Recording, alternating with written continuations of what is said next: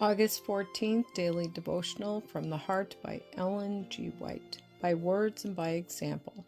And the common people heard him gladly. Mark chapter 12, verse 37. Christ passed no human being by as worthless and hopeless, but sought to apply the saving remedy to every soul who needed help. Wherever he was found, he had a lesson to present that was the right one for the time and circumstance.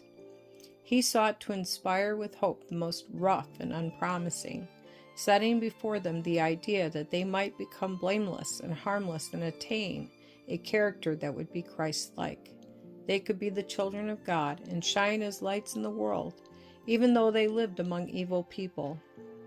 This was the reason that so many heard him gladly. From his very childhood he worked for others, letting his light shine amid the moral darkness of the world. In bearing burdens in his home life and in laboring in more public fields, he showed everyone what the character of God is. He encouraged everything that had a bearing on the real interests of life, but he did not encourage the youth in dreaming of what would be in the future. He taught them by his words and by his example that the future would be decided by the way in which they spent the present. Our destiny is marked out by our own course of action. Those who cherish that which is right, who work out God's plan, though it be in a narrow sphere of action, and who do right because it is right, will find wider fields of usefulness. It is our privilege now to act a part in the work and mission of Christ. We may be laborers together with him. In whatever work we are called to engage, we may work with Christ. He is doing all that he can to set us free, to make our lives that seem so cramped and narrow reach out to bless and help others.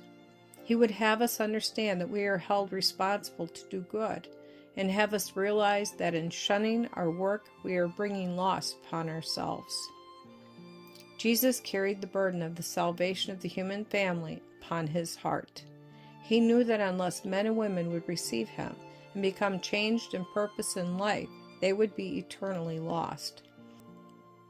This was the burden of his soul, and he was alone in carrying this load. No one knew how heavy was the weight that rested upon his heart, but from his youth he was filled with a deep longing to be a lamp in the world, and he purposed that his life should be the light of the world. This he was, and that light still shines to all who are in darkness.